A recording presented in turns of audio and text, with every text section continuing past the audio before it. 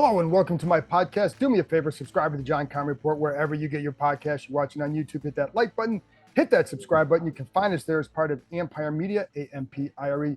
Always much appreciated when you tune in. And don't forget, you can read my work on ESPN.com. I have a story up now, a day or so ago, about Jayden Daniels and just his progression as a quarterback, what they want to see before they name him the starter. I'm going to get to more of that in a minute. And then also the daily camp nuggets. You know, you can go one-stop shopping, find every NFL team in there, little nugget on every team, get a couple hundred words on the Commanders every single day. So there you go. And for you gold members, again, by the time you get this, hopefully here, I'm doing a 6 o'clock Zoom Friday night, 6 o'clock Eastern time. Join me there, bring your questions. We always have a good chat there. So I always appreciate the questions because sometimes it helps inform me of what you guys want to know about, which then helps the reporting. Anyways, today, at the Commander's facility where I'm wrapping up Friday practice. Another very, very hot one. I don't know if you can see, but I'm sweating up a storm here, folks. And it's okay. I'm going to have to go home, take another shower. And it's like these are becoming 2 and 3 shower days, and that's okay because it's training camp. That's what you do. But it's really been a hot one.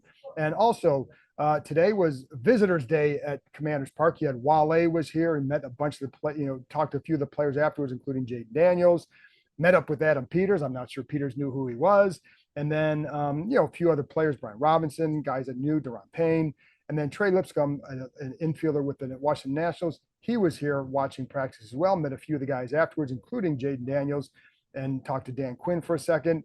And Lipscomb grew up in Frederick, Maryland. So, clear. I mean, I'm assuming he must be a fan at some level because he's out here on a day where it's pushing 90 and humid as heck, even in the morning. But anyways, so there you go. Let's get to practice. So again, another hot one, and they were in full pads, and they're going to keep ramping it up here a little bit. They went about an hour and a half, and that's about the norm so far with right now. I mean, it was so hot, like your phone is overheating, and it can sometimes be hard to even tweet anything out because it's just the phones are just shutting down at times, and that's how hot it's getting. Also, I think the players are getting a little bit heated as well. And I think, Bram Weinstein asked Dan Quinn about that. Like, can you sense that some guys are ready to go? And he's not meaning like ready to play. He's meaning ready to go at each other because you're starting the heat. Now you're getting a few days in pads, and that there's this desire to really, now that you have pads on, to go hit somebody.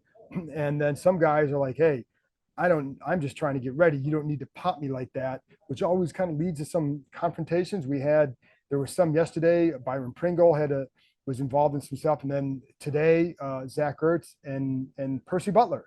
And Butler with a little shove. Before that, Ertz wasn't too happy with him, let him know. Not sure exactly what happened, but then you saw that Butler kind of shoved him. Terry McLaurin, a couple others came around the field. Situation diffused.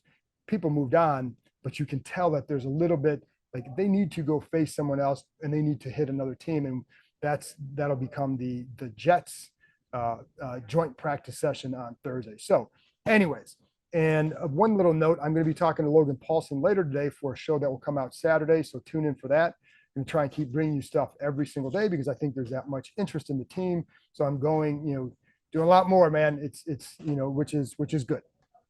So one of the things, the other thing on a day like this, so I'm watching a guy like Terry McLaurin. So after practice, again, you know how hot it is.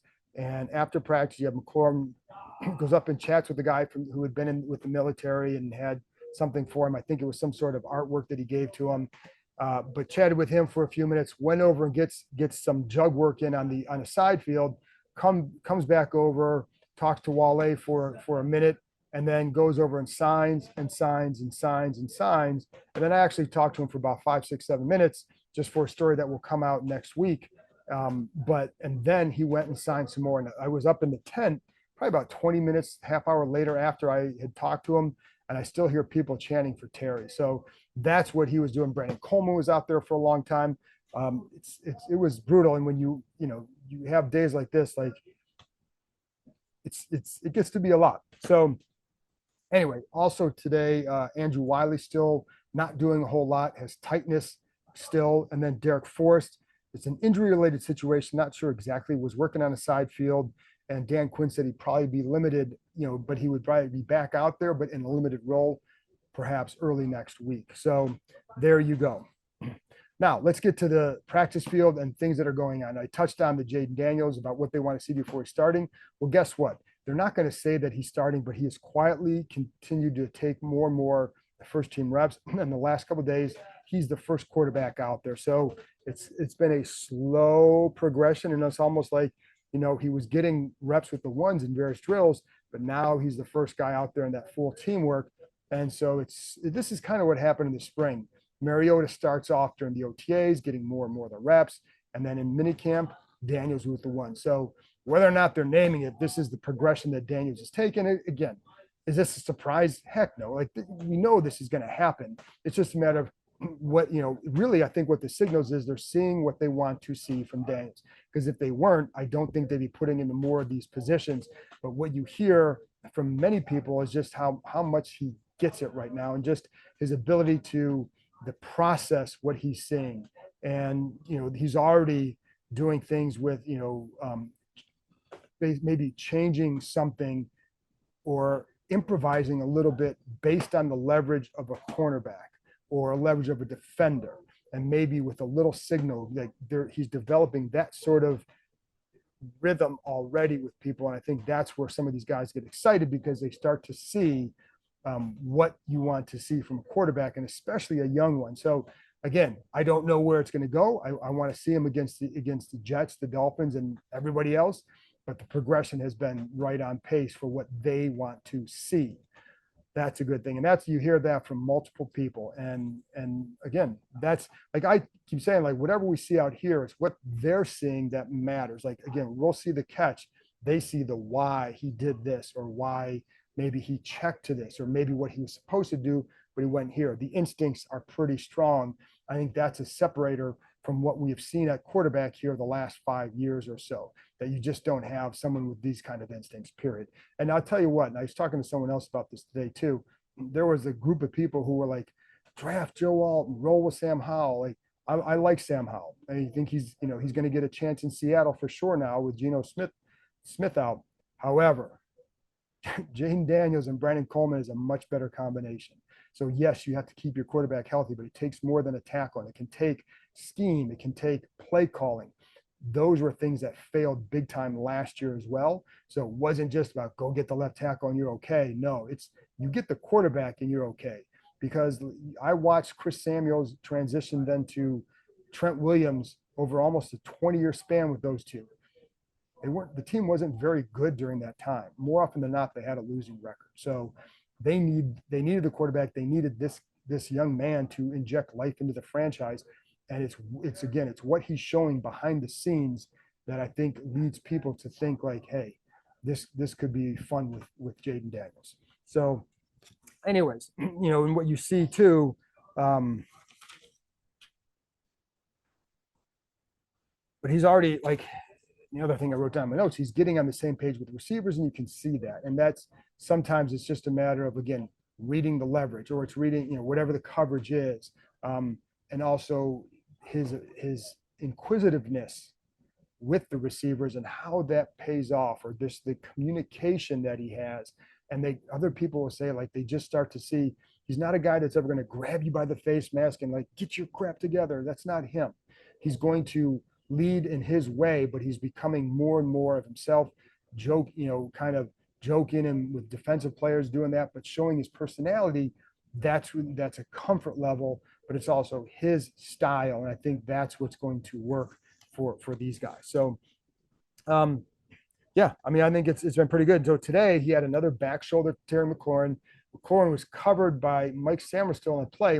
He ran from the slot. And one thing I think you need to watch for this year is moving McLaurin around, maybe playing more in the slot, and just, again, getting him around, getting him into better, maybe more advantageous situations. And in this one, Samerstill did a nice job covering him, but Daniels reads the play, back shoulder. McLaurin makes one-hand grab. We saw a similar throw yesterday with him, another back shoulder. So I think, like, that's the kind of stuff that you need to see. And I think, to be honest, I think it's something that Terry McLaurin has needed to see for a few years, but he's starting to see it now. So, and again, I'll have a story on that in the coming days. He had a nice screen to Jahan Dotson in the full teamwork.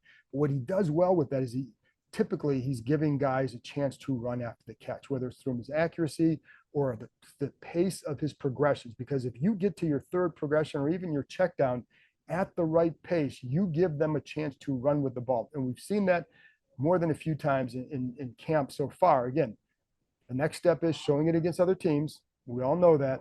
And then during the season, we know that too. But he's showing it here, and he's definitely more advanced than what we've seen of a lot of quarterbacks here in recent years. Washington worked more in the 4-minute situation, so they would have a 4-minute situation where they're protecting a lead. How do you handle that? And then they'd be up 2 with 4 minutes, and what do you do? And for example, on the first play, they ran with Jayden Daniels to hand off to Brian Robinson's a long run up the middle. Now he went down at about the 30. He kind of cradled the ball with both hands and then just went down. Would like to see him go a little bit quick further. They didn't do anything after that. But that's the stuff they're working on. Then what they would do is if you didn't progress and basically get some first downs in that, you'd get to a 2-minute situation now where maybe you're behind or still protecting the lead. And how do you handle those situations? They've spent a ton of time on situational work, especially red zone. And I think the 4-minute, 2-minute is really big as well, because you can get something before the half end of the game. You can be good there. You can start to develop a pretty good offense. Oh, by the way, on the Brian Robinson run, defensive coaches were not happy. And also, I will say, this is one of the things I like too. They put in against that group, it was Daniels with the first offensive line starters, but it was a lot of backup defensive players, except for a couple of guys. Quan Martin was out there, a couple other guys, but by and large, it was backup types. Now, Dante Fowler was one of them, but Jamin Davis was the other end. You had Fedarian Mathis and Pollard were the tackle. So, and you had backup linebackers, but the way they got on those players, it didn't matter. Like, if you want to be a player in this league, you've got to win blocks or defeat blocks by starting type. So if you're not getting off the blocks against them, like, can they put you out there? Well, that's what you're trying to see. And so in this one, that's what I kept hearing a defensive coach yelling at them about getting off the bleeping blocks and let's wake the bleep up and things like that. So like, expectations, it's all about expectations, and they certainly have them for that group. So if you're not getting it done, then you're not getting it done. But if you want to get more playing time against starting types, you got to defeat starting types in those situations. By the way, they did one-on-ones today. I'll get to that in a few minutes.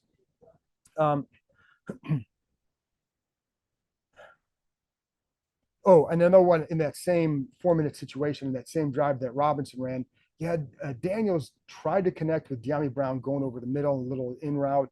And on that one, it's hard to tell what really happened because the ball kind of deflected off Brown, went to the middle of the field, not picked, but it kind of was dangerous after the deflection. But on that play, and this is one of the things this is where I'd like to know more about that. Does he have to put the ball out there a little bit more, or did Dyami not run a really good route? And so, regardless, it was a 3rd down incompletion. They end up kicking a field goal on the 4th down. And I told you about Forbes and Zach Ertz getting into it a little bit. But again, I think you're going to see a little bit more of that as we get going here, because that's what happens when it's almost 90, you're in pads and it's hot and people they start to get a little bit cranky and they want to get going too. In the one-on-ones, let's get to the one-on-one. So the first one I saw, and today I focused a little bit more on some of the defensive line, O-line, and then I stayed on the one field where you had D-line, O-line down here, and then you have one-on-ones with the receivers and corners over here. The linebackers, tight ends are on the other field. So, and it's funny because even in the O-line, D-line, they separated it by basically starter types and backups. And I was standing right by the backup types, and they only do it for like 5 minutes. So it's hard to, you got to get in position right away. But it's hard to see a ton because they're only doing it for like I said, 5 minutes. But in the first one, in the one-on-ones with the receivers, Benjamin St-Juste when they get up against Dyami Brown, St-Juste was all over him, breaks to the outside, deflects it, good length, good use of his eyes, and staying under control. Left tackle/guard Jayden Daniels struggling a bit in those one-on-ones, and saw linebacker Jalen Harris drive him back on one. And then there was another time where I saw Javante Jean-Baptiste go around him on one, and then one of the other linemen just kind of swatted him out of the way a little bit on stunt work that, that you've got to handle a little bit better. So, we'll see what happens there. He's got to develop. It looks like there's some, I don't know if it's upper body strength, if it's positioning, whatever it is, that's an area where he's going to have to want to improve at just to kind of anchor a little bit better. Liked how, let's see, Michael Dieter does a nice job. Julian Good-Jones, nice job against, I think it was Mathis. Didn't see a whole lot of Johnny Newton. I don't know. He did not do as much today, so didn't see him in the full team work.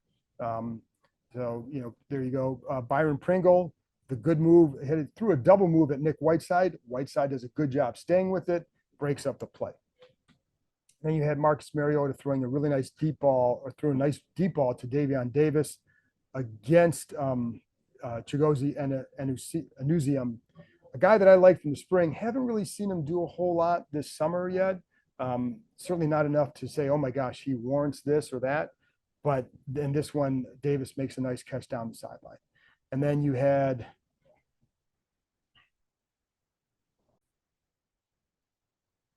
Jamison Crowder breaking out against Mike Samuelstill. Samuelstill, really good coverage. Crowder kind of slips, but Samuelstill was right there, cuts in front, and would have stepped in front to get to almost intercept the ball. Also, and I said earlier that somebody swatted aside Braden Daniels. It was not Daniels, it was Trent Scott. And Trent Scott's another one who going to have to show a little bit more. Certainly, he's not in a position where he's threatening to really truly be a starter based on just some of what we've seen so far. That's just what you see. And I saw Deron Payne kind of drove him back on one. Payne is obviously very good, but it wasn't the only time we've seen that. And I think Scott's going to have to pick it up just to, not just to, you're competing for, I don't know that he's really truly competing for a starting job. If you play better, maybe you are, but I don't think he's shown that he should be in that conversation at this point. But man, it was hot, folks. And it was Cleveland Farrell who knocked Scott aside. Just a really good stunt, but also just a good job by Farrell. That dude can play the run, so that's a good thing for them. Going back to more 11-on-11 work, and you had Daniels with a deep ball to De'Ami Brown. Emmanuel Forbes, who's had a couple of hiccups against Terry McLaurin, did a nice job staying back. Not their ball, incomplete.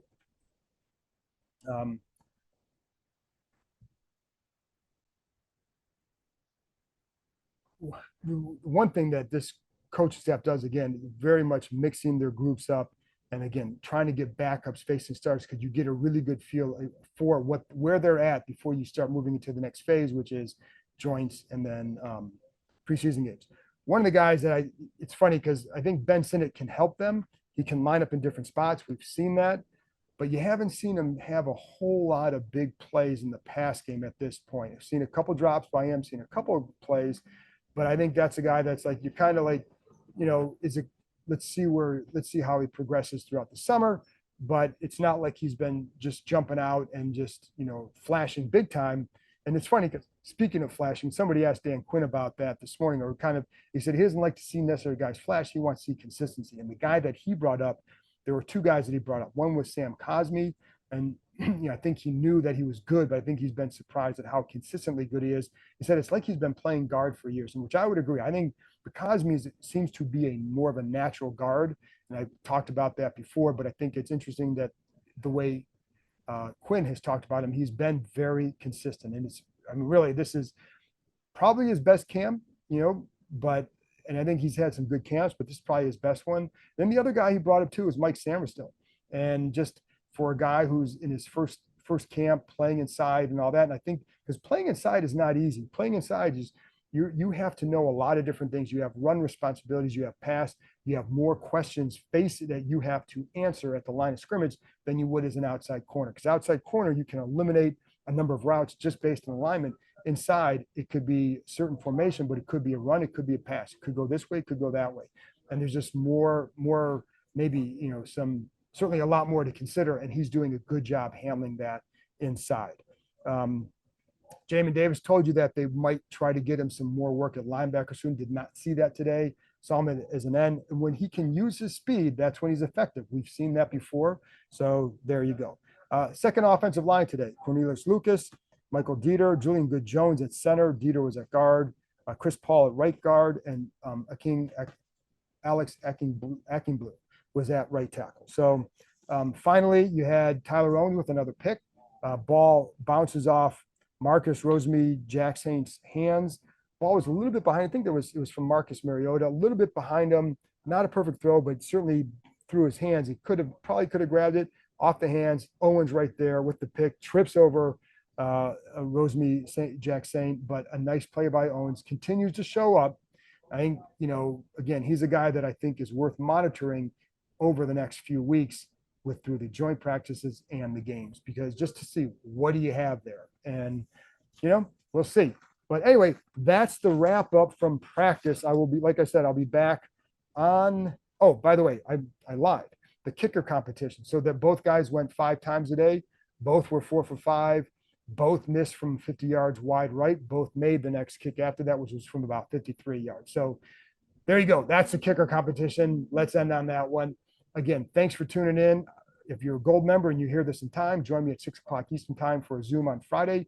I'll be back on Saturday with Logan Paulson, just getting his impressions on the first week and a half of the Commanders training camp. I'll talk to you next time.